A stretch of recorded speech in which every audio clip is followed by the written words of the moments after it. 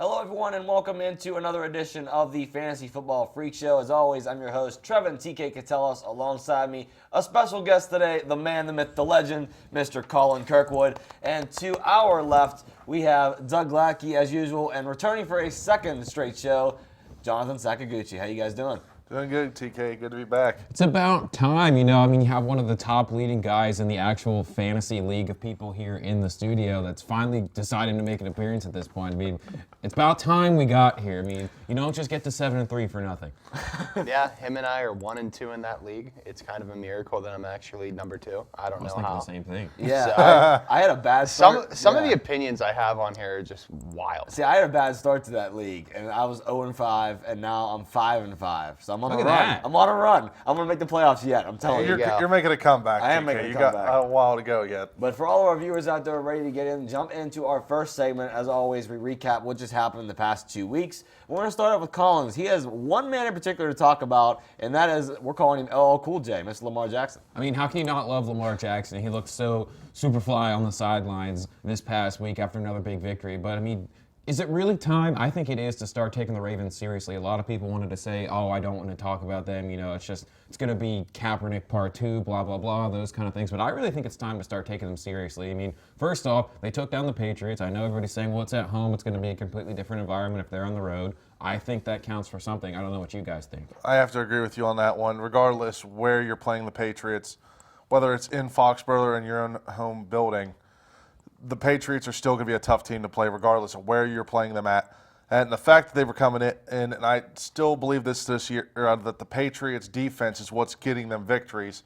Because honestly, if you can find a way to beat the defense, you're going to win in the game. Because Tom Brady has not looked his best this year. And honestly, this is probably one of his worst years I've seen him play in a long time. And honestly, as long as you keep getting to him and you find a way to score on the defense, you're going to win the game. And the Ravens figured that out this week.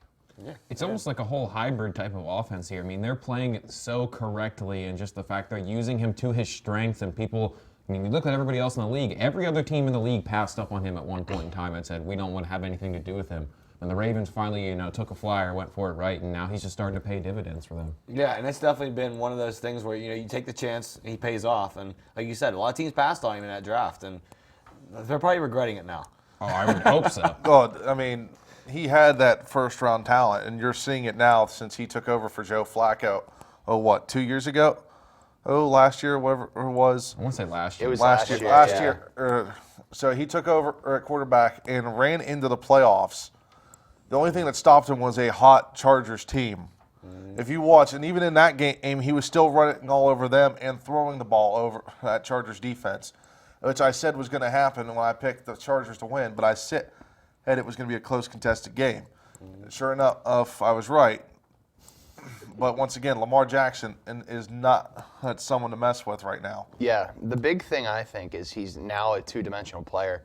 Everybody thought he was going to be a one-dimensional player, just kind of being like simply a running quarterback, but he has a really good arm, and he's really been proving that so far this season. Yeah, and we'll get into talking more about Lamar Jackson in an upcoming game, which we have in our third segment. But jumping on to our second team, which we'll highlight for our week recaps, we got to talk about the team I never thought would make the show this year at all. At all. The Miami Dolphins. So, Doug, take it away. Yeah, man, it's crazy. I had a feeling that Fitzmagic was going to end up hitting the Dolphins at some point. It just took a long time. And they beat the Colts this week, really good Colts team. Granted, they were without Jacoby Brissett. They had Brian Hoyer under center for that game, but still, being able to win that game has to account for something. It does. They looked very good. The Colts, even though they had Jacoby Brissett, beat the Texans. And now you're going to come out and beat the Colts. Even without them, you got to have more people on the offensive weapons for the Colts than just Jacoby Brissett. So to come out and beat them really shows some dominance for that Miami Dolphins team, because now they are without Minka Fitzpatrick. Right. It's cool to see the Dolphins picking up wins like this, but at the same time, you have to think it's kind of a bad strategy given that they really need a number 1 draft pick. Only the Dolphins can forget how to tank. I know. Honestly, literally, they're basically forgetting how to tank. They're letting Fitzpatrick get those reps. And really, if I were the Dolphins, I would have just stuck with Josh Rosen, rode it out, and just basically tanked. I don't know. I mean, let him get some snaps in. I mean, he's got to grow at some point in time. If you don't let him do it now, you're going to be in a world of hurt later unless they're just going to completely pull the rug out from everybody and draft another quarterback. Which is potentially what's probably going to happen, because you see with the top 3 this year, you're going to have Tua and Justin Herbert as 2 of those 3 players. So they can easily – Jake Fromm as well. He's very underrated as a quarterback. Same with the guy from LSU. Forget his name. Joe Burrow, yeah. Jalen Hurts. You have a lot of people. There's a lot of guys. It's gonna be a huge quarterback class this year. Probably gonna remind us a lot of the year that Ben Roethlisberger came out with Phillip Rivers and Eli Manning, all those guys, and they even still had some really good college players in the lower 20s of the picks in the first round. They did indeed. Let's move it on to the next team we'll talk about, which is a team that kind of got a little hot lately. They're kind of on a little bit of a roll, and that's the Tennessee Titans. So, Johnny, tell us a little bit about the Titans right now. The Titans had pulled off a miracle win last week with Butker's kick getting blocked by Kalu at the dying seconds. And the only catch for Humphreys the entire game, the game-winning touchdown on a 23-yard pass with literally only 20 seconds left to play in the game. And Derrick Henry, who had a phenomenal game as well, 23 carries for 188 yards, 2 touchdowns. Ryan Tannehill throwing for 181 yards, also helping out his own case, running for 37 yards and getting a 2-point conversion to put him up 3. He had to force the Chiefs to have to go for the tie. And honestly, the Titans look like they showed up to play, and they still trying to make a case to get in that last wild card spot. Yeah, and ever since replacing Mariota with Tannehill, they've had a little bit of a spark on that offensive side. And honestly, Tannehill looked good in the last couple of weeks. Even in that loss against the Carolina Panthers, he had a decent game, throwing for 150 plus and running for about another 15. Derrick Henry, the same thing, running for 100 plus and catching for about another 20 yards. Honestly, I think the Titans are trying to make a last half of the season push to try to get into the wild card game at the end of the season. So we'll see how that turns out for them. It's one of those teams that I think that they're just kind of stuck in limbo at this point. They want to be a top-tier team and in the elite status so badly that they go out and they try to retool themselves every year. I mean, look at that whole let's try to make it big market rebrand that they did that just kind of, I don't know, it fell flat if you ask me. I don't like their new look now. But they're stuck. They're just in between top tier and then lower tier. They just can't seem to find their way. They're spinning their tires in the mud. Yeah, I have to agree with you on that one, Colin.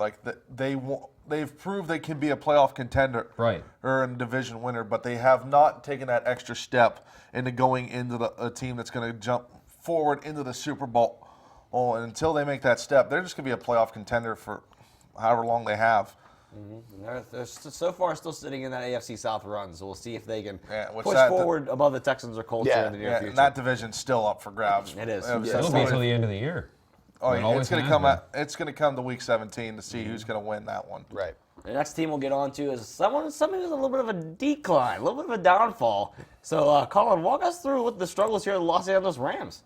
See, I'm really worried about the Rams here. I mean, this is a team, of course, everybody should know at this point, coming off a Super Bowl season last year. And they started off strong. They had a couple good wins, picked up, road win over the Panthers, beat the Saints at home, held them to only 9 points, that top-tier offense, which is huge for them. But lately, they've just been struggling down the stretch. 55 points they gave up against the Buccaneers, and I got to tell you, that's not a recipe for success. 98.9% of the time, you never know about the rest. But looking at the rest of their schedule here, I think it's going to be tough sledding for them. They might find themselves on the outside looking in. They've got a couple important games, of course, hosting the Bears this week. That'll be big. And then Ravens come to town the week after that, another big one. They'll have Seahawks coming in at home later. Almost beat the Seahawks on the road, lost by 1, and then at the 49ers. So a lot of big games coming up for them. Yeah, and they currently only sit in third place. The Seahawks and 49ers both above them in that division. So they got to find a way to fight back, and hopefully those teams lose for them to find a way in the playoffs. Yeah, and it's very surprising to see them take this turn for the worse like they have, because they made a couple key additions on defense with Eric Weddle, Jalen Ramsey, mid-season trade, and Clay Matthews coming in to play the middle. They have a lot of big-name talent, but they're just not seeming to put it together. Yeah, honestly, it's quite a shock to see the Rams, as you said earlier, Colin, a team that just came off of a Super Bowl appearance, to be not able to make it into the – looks like they may not make the playoffs this year. Hey, we've seen it before, Johnny. I mean, take a look at a couple Steelers teams know. after the Super Bowls Right. they've had. We've seen it before. And I wouldn't be surprised if they missed the playoffs. But for a team that's got as much talent as they have, there should be no excuse that they're not still making a division run. Right. And up there with Seattle and San Francisco. Oh, and honestly, Jared Goff, I think last week had one of his worst games, with the Steelers defense getting 3 interceptions and a fumble recovery. And they scored on him, too. And they scored off of him. Once again, Mika Fitzmagic out there for the Steelers defense. Honestly, it's quite the shock to see. Well, I mean, if you think about it to begin with here, I don't think anybody really considered that San Francisco was going to be in the divisional mix at this point in time anyway. No. I mean, they thought it was going to be a 2-team race between the Rams and Seattle. That's what I at least considered. I'm pretty sure that's what we were all considering. However, Dev would have told us otherwise. Oh, yeah. Yeah, Dev would have said otherwise with him being the 49ers fan that he is. And I know he's probably going ballistic over this right now, even with the one loss to Seattle.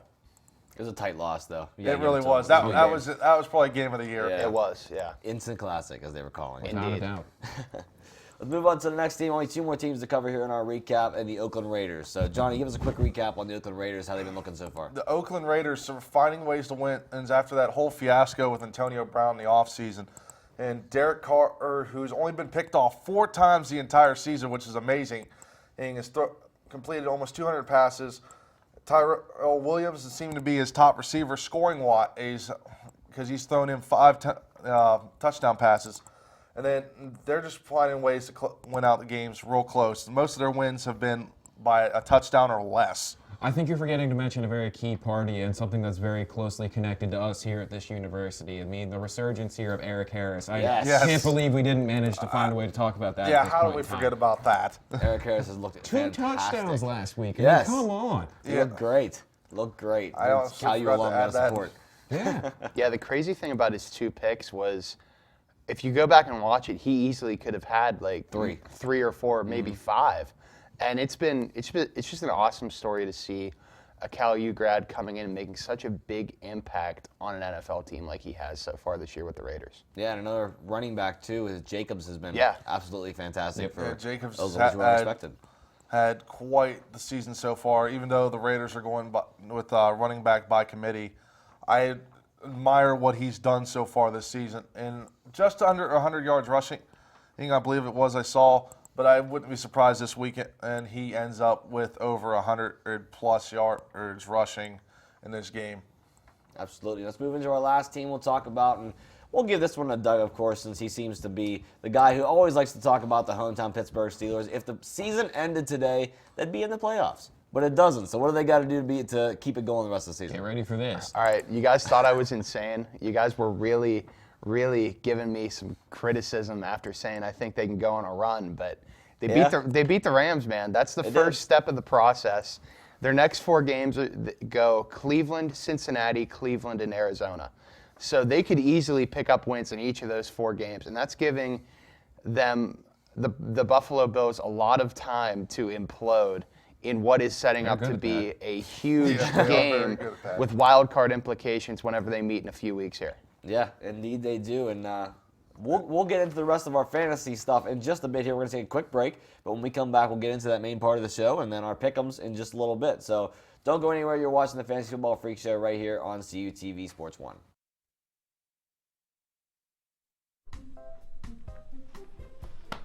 Colin, what's wrong, man?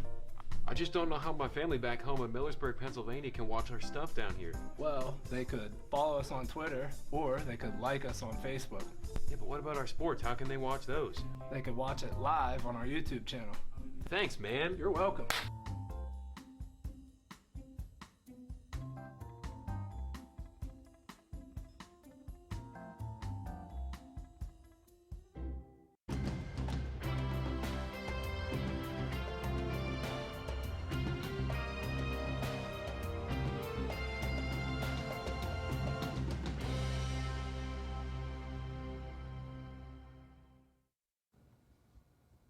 Hello and welcome back to the Fantasy Football Freak Show right here on CUTV Sports 1. As we mentioned when we opened up, I'm Trevin TK Catellis, Colin Kirkwood to my left, and to our left, Doug Lackey and Jonathan Sakaguchi. We're ready to get into our main part of the show, our fantasy aspect of the show for all you fantasy lovers out there who might need some advice on how to improve your teams. But we'll give you our top performers from the past 2 weeks coming up first, and we'll start off with our main man, Colin Kirkwood. Who you got? Josh Allen is going to be my top performer from last week. I'll tell you what, I was in a really tough pinch in one of my leagues the last time around, and I had Josh Allen, was able to scoop him up off the waiver wire in terms of the way things shaped out. I mean, it's a big 14-team league, and it's paid too, so the fact that he slipped through is amazing to me to begin with.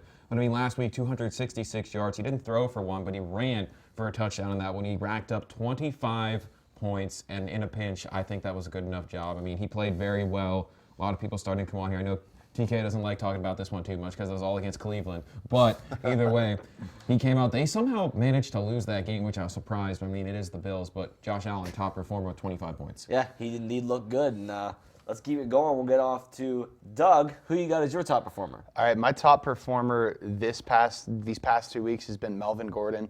He's looked really, really good since coming back from his holdout. And he got me 20 points last week in a league that I have money tied up in. So that was huge. And I've been pairing him with Chris Carson of the Seahawks. And that's been a very solid tandem for me so far this season. So can you say Melvin Gordon is finally back on track of what he was before the holdout? I would think yes. I think he is, because you can see in terms of production with Austin Eckler, his production has diminished a bit since Gordon has come back. Yeah. Obviously, he's still getting good receiving back looks, but really Eckler's gone from like an RB2 to a flex with Gordon coming back. Indeed.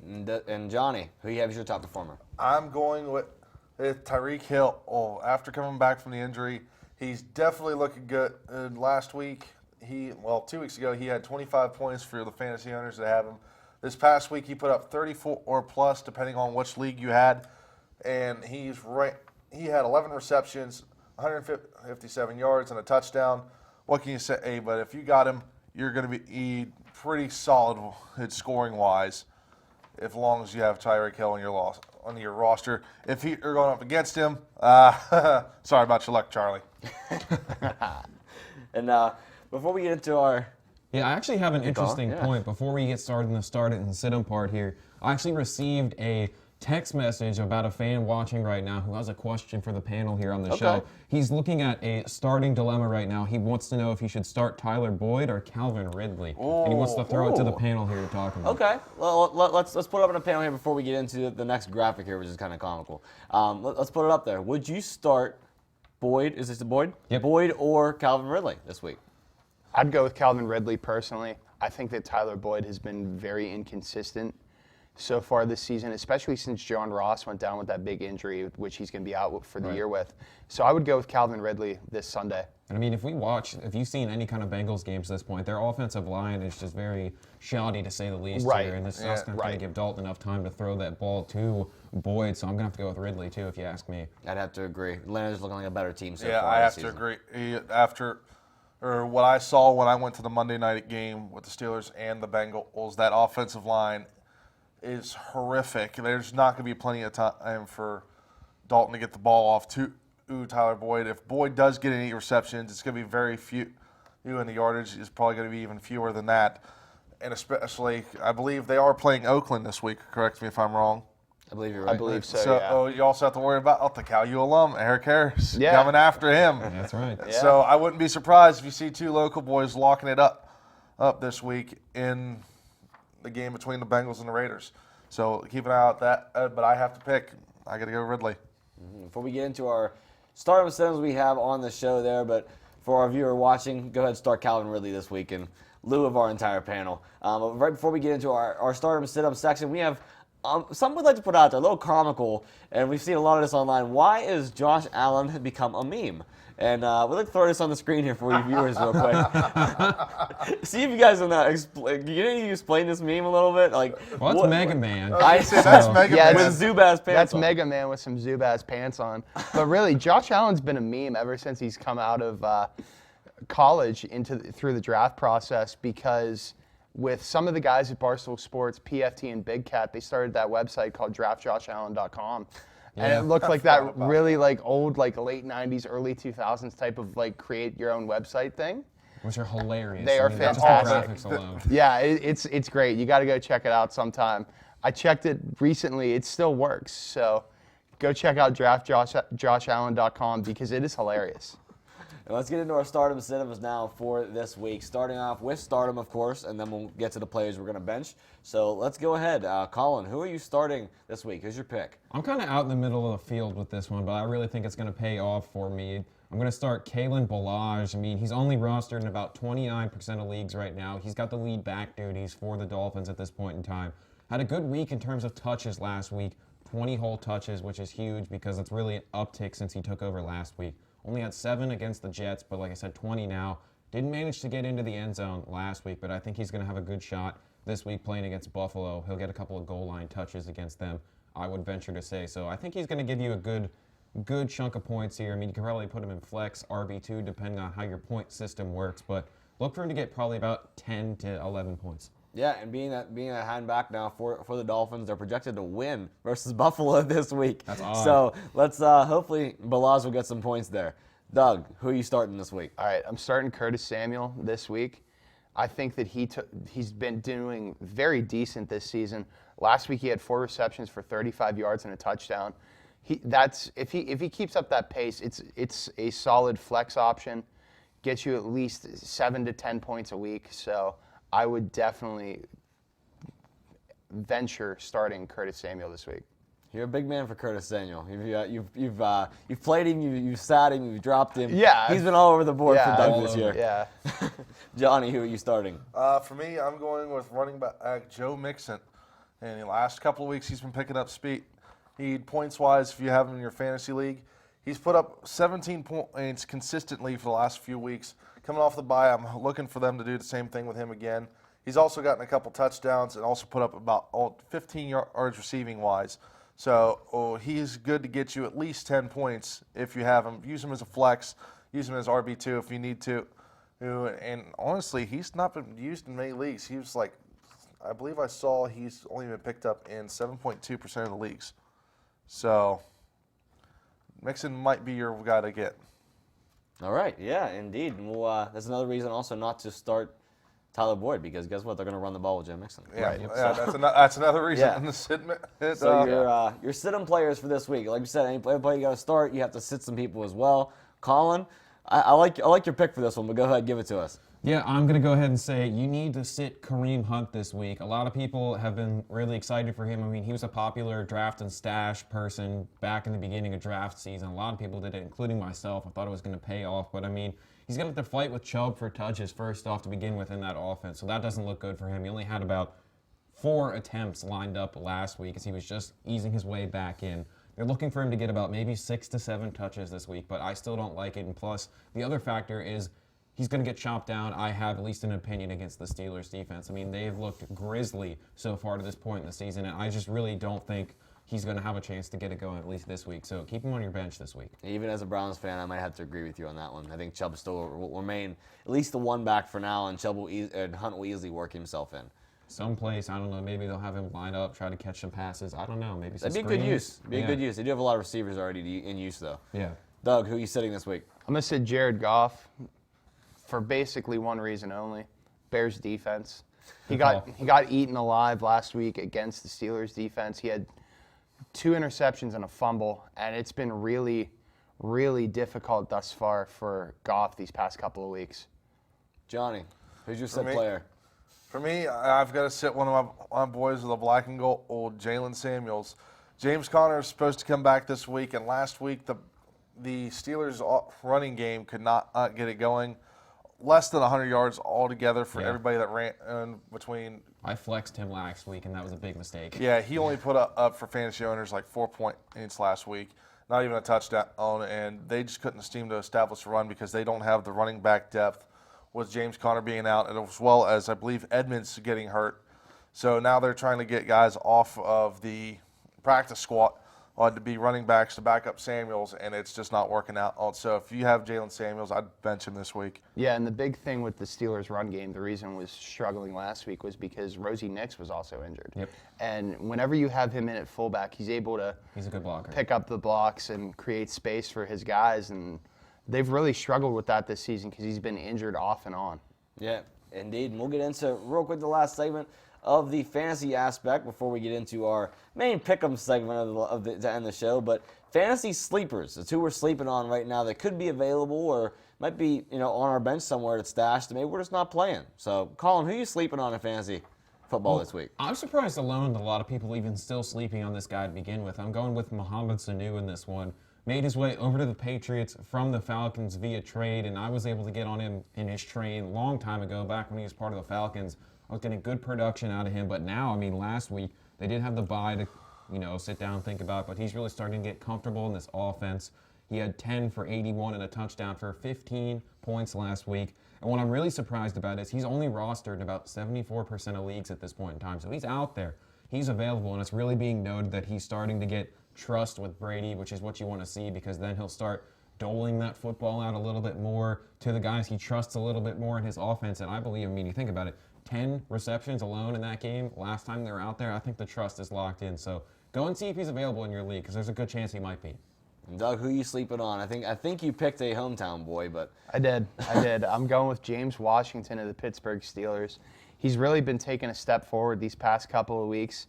He had 6 receptions for 90 yards and a touchdown, and he's been getting owners at least 5 points the past 2 weeks. And I think that he's finally having his big breakthrough with his former college teammate Mason Rudolph under center. Yeah, looking to finally get that connection established. And Johnny, we're on to your fantasy sleeper, which I kind of pushed you to go with this guy because I wanted you to make the pick on this one, but let him have it. Well, now that I actually looked at his stats and stuff, I'm glad you did, and that's J.D. McKissick for the Lions. He's been picking up speed as well. Also, he's getting you at least 10 points a game right now, rushing for at least 30 yards, receiving for another 10, and with a touchdown. And not many leagues have him. Only like 7% of leagues have McKissick in their roster. So most likely, if you don't have him, nobody else has him, he's in your free agent pool. So might as well go out and grab him, stick him on your bench. Because there's still a couple of weeks where guys are still having bye weeks, so he's still a good plug-and-play player for you. So. And just looking at him and his stats alone right now, what I'm starting to learn is he can be a dual threat back that really you're going to have to worry about here. He's got a couple of lineups in terms of the passing game as well. He had 6 receptions last week, which is big, and if he can get open out in the middle space of the field, get some slot action in, right, you can really see him get in there. But, it's unbelievable. Only 21% of leagues have him rostered at this point in time. Yeah, people forget about J.D. McKissick. I always followed him big. He used to play for the Seattle Seahawks. Right. He was in that big depth lineup where they had a lot of running backs behind him when they had Thomas Rawls, when they had all those guys that they really weren't playing McKissick. He got out. He's now playing for Detroit with Kerryon Johnson out of the lineup on IR. J.D. McKissick's your one guy. And you're putting him in. He's going to get your starter. That's why he's been big so far. But we're going to take another break here on CUTV Sports 1. When we come back, our last and final segment of the pick'ems for this upcoming week's games. So don't go anywhere. We'll be right back here with more Fantasy Football Freak Show. Consider the future. Your future. At California University of Pennsylvania, you can build your life your way because we believe in you. We invest in you, empower you to create the future you envision. We give you the tools and teaching so you can rise up and achieve. Don't settle for someone else's vision of you. Build you at CalU. Visit us at calu.edu.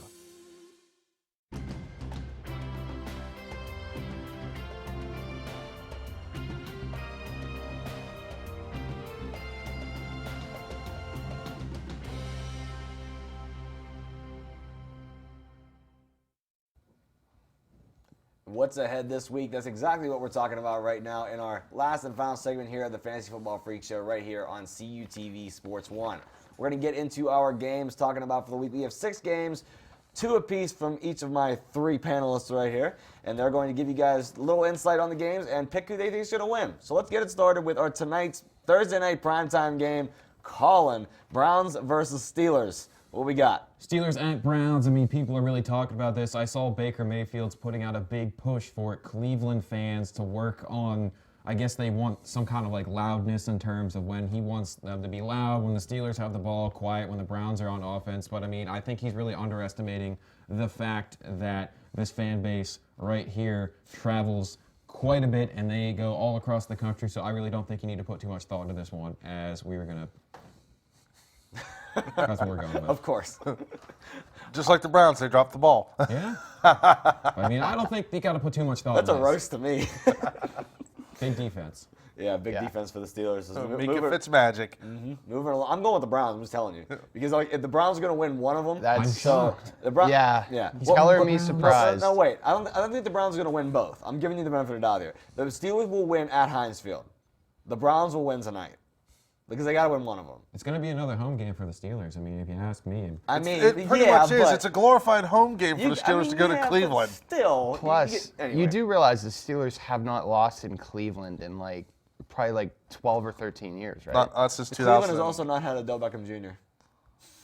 But still, Let's move on. we can argue this for a while. Texans Ravens is our next game on the schedule. Doug has the insight on that one. all right, Texans and Ravens. Obviously, we are really hyping up Lamar Jackson here. I'm going to stick with that. Ravens are going to win this one. The Texans defense has been depleted a bit, especially with J.J. Watt being out. Something I want to note with that game is a lot of people are bringing up the fact that Deshaun Watson versus Lamar Jackson in 2. Because if you guys remember, a couple of years ago, Clemson versus Louisville. Yep. In that Saturday night thriller game between those two. And honestly, that determined if Clemson was going to get into the national championship playoff picture when Deshaun Watson was there. And they barely squeaked out that game. I think it was like a 48-46 victory for Clemson. And I don't remember the exact score, but I remember that was a close game, and it was quite the thriller. It was an instant classic for that one. So let's see how that goes tonight with Jackson and Watson. Indeed, and we'll get on to Game 3, Jaguars versus Colts, and Johnny has the record going for that game. Yep, here we go. Colts and the Jags once again. And I have the Colts matchup here, but I'm dropping the Colts on this one. And because a lot of injuries on that offensive side for the Colts, T.Y. Hilton is out still. Yeah. Because he did not participate in practice, along with Jacoby Brissett being questionable. I don't trust Brian Hoyer at all this game, and I think the Jags are going to come up strong in this one, but it's going to be a tight one. And if I had to guess the score, I'm going to go 21-20 in the score of this one. Oh, 1 point game. Jeez, okay. Yeah. Moving on, Game 4, another one for our man Colin. It's a Super Bowl rematch of 2 years ago, Patriots and Eagles. This one's going to be a real tough one. I mean, you like to see Philly at home. Their fans are about as passionate as anybody can say at this point in time, but it's going to be a real toss-up. I really don't know how I feel about Carson Wentz to this point in time in the season. A lot of people have been placing a lot of blame on him to this point in time, but I think I'm going to get trendy, and I'm going to go with Whoa! Bold pick. I like the home field on them, and we saw maybe the Patriots. If it works out this way and Philly wins this one, we're going to see that perhaps maybe New England struggles on the road. It could be. It could be the key if they're losing to Philadelphia on the road. They maybe have a little bit of struggles the rest of the season on the road as well. We'll see how that continues. Going into Game 5 here, Bears versus Rams. This one also goes to Johnny here to see what he has cooked up for us here in the kitchen. The Bears and the Rams, this is a good matchup, and this is going to have a lot of playoff implications on it because I feel if anybody loses this game, either of these two teams lose this game, their season could be done. And especially for the Bears, who are sitting at 4-5. Johnny's out here issuing the done chain. I'm with it. And the Rams at 5-4. Or either way, someone's going to either be going to 500 or getting back to 500. And honestly, I'm going with the Bears in this one. And because, as we had stated earlier, Jared Goff had a rough game last week. 2 interceptions and a fumble. Well, the Steelers' defense managed to keep Todd Gurley under 100 yards rushing, and top receiver Cooper Kupp off the board. No receptions on the 4 targets that he had. I honestly think the Bears' defense is going to keep that trend rolling, and not to the same implications the Steelers had, but I feel like the Bears are going to end up standing strong. Yeah, only 3.5 points for Jared Goff almost cost me my win in fantasy. Yeah, should have started Baker over that one. Should have started Baker. Yeah, That's for not once. a scenario I would Exactly. want to be in. No, Yeah, I that's was a between terrible Goff scenario. and Baker, and they were both playing hard teams. So I was kind of, yeah. Those are my quarterbacks. Talk about struggle, right? I'll be picking See somebody why I else. went 0-5. Game 6, our final game to talk about Chiefs versus Chargers on the Monday night special. Doug. All right, so we have the Chiefs and the Chargers here. Obviously, the Chargers are struggling. They're right around 500. The Chiefs, they're back. Mahomes is back. But they lost to the Titans. Yeah. They did lose to the Titans. That was a tough game. I had a feeling they were going to lose, but I'm going to go with the Chiefs now. They're going to have Probably a safe pick. Yeah, it's a very safe pick. They're going to have a week to game plan. Andy Reid's going to want to get everything straight and be able to come off that tough loss against Tennessee. Indeed, they will. But that's going to wrap it up for our show this week. Anyway, we'll look at the next 2 weeks and recap those when we come back. If we don't not be on by Thanksgiving by then, which I think we might be. I think we will be. But if that is, we'll come back after Thanksgiving and give you guys all of that recap when we come back. But again, that's going to do it for our show today. I want to thank all of my co-hosts with me today, our special guests, Colin Kirkwood, Doug Gladkey, and Jonathan Sakaguchi with me today. Thank you guys for joining us. We'll see you guys after Thanksgiving for another edition of the Fantasy Football Freak Show right here on CUTV Sports 1.